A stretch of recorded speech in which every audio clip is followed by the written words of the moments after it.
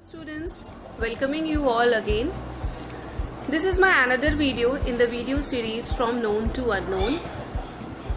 जैसा कि आप सबको पता है कि अब सुप्रीम कोर्ट के द्वारा विभिन्न परीक्षाओं संबंधी सूचनाओं को निर्गत किया गया है और ये बोला गया है कि परीक्षाएं ली जा सकती हैं with some terms and conditions.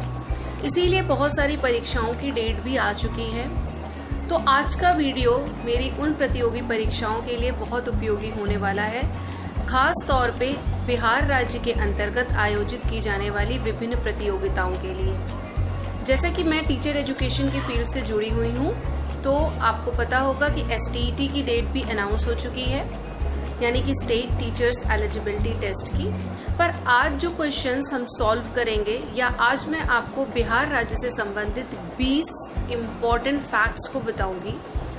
ये फैक्ट्स आपके लिए न केवल STET परीक्षाओं के लिए बल्कि विभिन्न प्रतियोगी परीक्षाओं के लिए जो कि बिहार राज्य के अंतर्गत आयोजित की जाती हैं, बहुत इम्पॉर्टेंट है। So dear students, stay tune with me. इस वीडियो को अंत तक देखिएगा क्योंकि बहुत सारी इम्पॉर्टेंट क्वेश्चंस आज आपके इस वीडियो के द्वारा सॉल्व हो जाएंगे।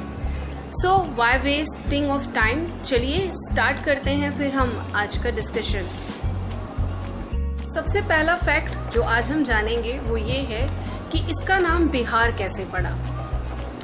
लगभग 12वीं शताब्दी के समय और in the end of 12th century Odantapuri के टाइम बौद्ध विहारों की बहुत अधिकता थी। इसी कारण इसका नाम पहले विहार पड़ा और बाद में इसे बिहार के नाम से संबोधित किया जाने लगा।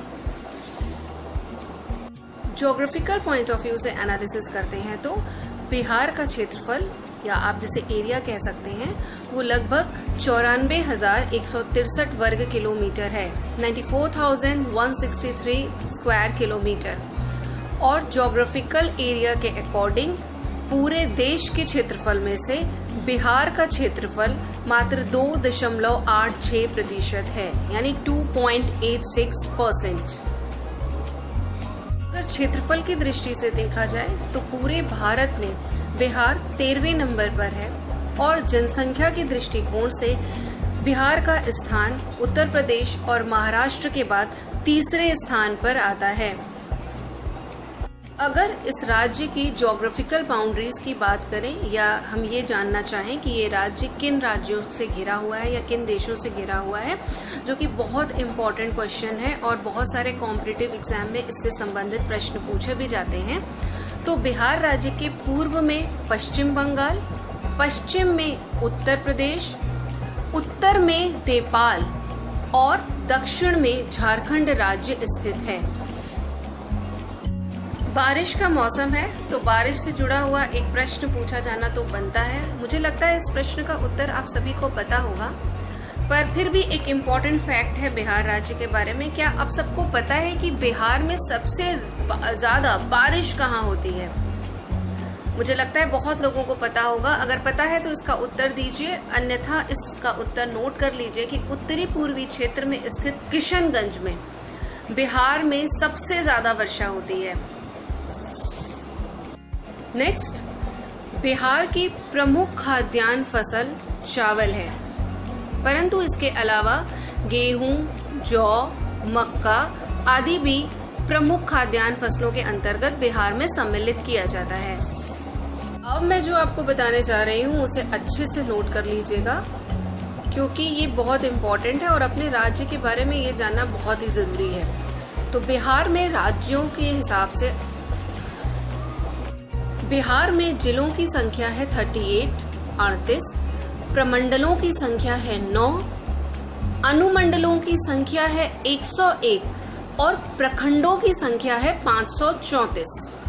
आप इसे नोट डाउन कर लीजिएगा क्योंकि ये बहुत इम्पोर्टेंट फैक्ट्स हैं और ये फिगर्स आपको याद होने चाहिए। बिहार की राजभाषा, क्या आपको आइडिया है कि बिहार की राजभाषा कौन सी है?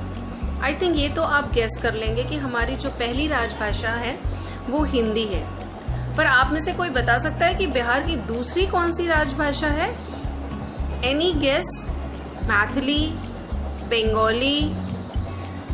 नहीं, हमारी दूसरी राजभाषा है उर्दू।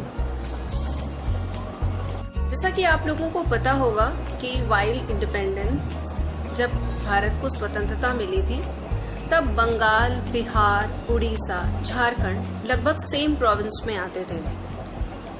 बंगाल से बिहार को अलग किया गया है 1 अप्रैल 1912 को। उड़ीसा को 1 अप्रैल 1936 को बिहार से अलग किया गया और झारखंड को 25 नवंबर 2000 को बिहार से एक अलग राज्य के रूप में घोषित किया गया है। आइए अब जानते हैं बिहार की कुछ प्रमुख नदियों के बारे में और उनके उद्गम स्थल के बारे में या उनके ओरिजिन पॉइंट के बारे में। आपको जान के बड़ी हैरानी होगी कि हमारी बिहार की प्रमुख नदियां नेपाल से ही ओरिजिन होती हैं, जैसे कोसी, कमला, बागमती, महानंदा, सरयू, जिसे घाघरा भी कहते हैं। इन सभी का ओरिजिन स्थल या ओरिजिन पॉइंट नेपाल से ही है। इसके अलावा गंगोत्री से ओरिजिन होती है और बूढ़ी गंडक, जो कि बिहार की एक प्रमुख नदी है, उसका उद्गम स्थल है सोमेश्वर की पहाड़ियां।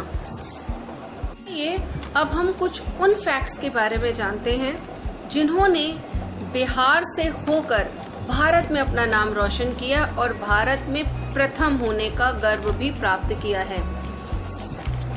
भारत के प्रथम गणितज्ञ आर्यभट्ट बिहार से थे। भारत के प्रथम राष्ट्रपति डॉक्टर राजेंद्र प्रसाद बिहार से थे।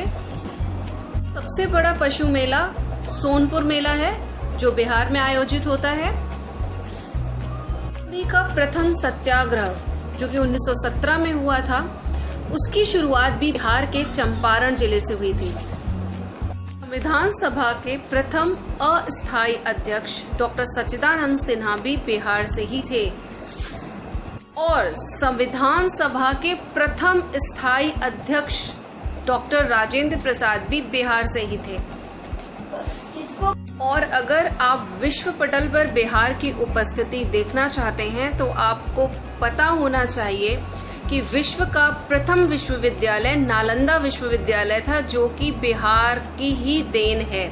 इसके अलावा आपको पहले ही बताया जा चुका है कि भारत के प्रमुख गणितज्ञ जिन्होंने विश्व में अपनी उपस्थिति दर्ज कराई थी, आर्यभट्ट जी भी बिहार को ही बिलोंग करते हैं। इसके अलावा भी बिहार में जानने को बहुत कुछ है। ये मेरी नई वीडियो सीरीज है जो बिहार स्पेशल है, पर फ्रॉम नोन टू अननोन के अंतर्गत सम्मिलित की गई है। ये सीरीज अभी आगे भी चलती रहेगी और बिहार से जुड़ी हुई कई फैक्ट्स और फिगर्स को मैं आपके सामने लेकर आऊंगी, क्योंकि जो भी बिहार राज्य के अंतर्गत जितनी भी परीक्षाएं आयोजित होती हैं उसमें बिहार राज्य से संबंधित प्रश्न पूछे ही जाते हैं। मैं उम्मीद करती हूं कि मेरी ये new series Bihar special from known to unknown आपको पसंद आएगी और आप इसे अप्रिशिएट करेंगे और इनफैक्ट आपके लिए ये बहुत यूजफुल भी होगी। So dear students, stay tuned with me. अगर आपको ये सीरीज अच्छी लग रही है तो काइंडली वीडियोस को लाइक कीजिए, शेयर कीजिए, ताकि और भी लोग इसका फायदा उठा सकें, वो भी इस नॉलेज का उपयोग कर सकें। सो डियर स्टूडेंट्स, अभी तक अगर आपने मेरे चैनल को सब्सक्राइब नहीं किया है तो please subscribe my channel #inspire2aspire। जैसा कि मेरे चैनल का नाम ही कहता है कि हम आपको आपकी आकांक्षाओं को पूरा करने के लिए प्रेरित करते हैं। आई होप मेरे सारे वीडियोस आपको आपके लक्ष्यों को पाने के लिए प्रेरित कर रहे होंगे। सो आपकी लाइकिंग, आपका सब्सक्रिप्शन हमारे लिए एक मोटिवेशन का काम करता है। आज हमने बिहार से जुड़े हुए कुछ फैक्ट्स को जाना है, कुछ फिगर्स को जाना है, जो आगे अभी जारी रहेगा, क्योंकि डिफरेंट कॉम्पिटिटिव एग्जाम्स की डेट अब आने लगी है और ऐसी उम्मीद की जा रही है कि आगे आने वाले महीनों में कुछ परीक्षाएं तो आयोजित हो ही जाएंगी। So dear students, thank you so much for listening me and best of luck for your exams.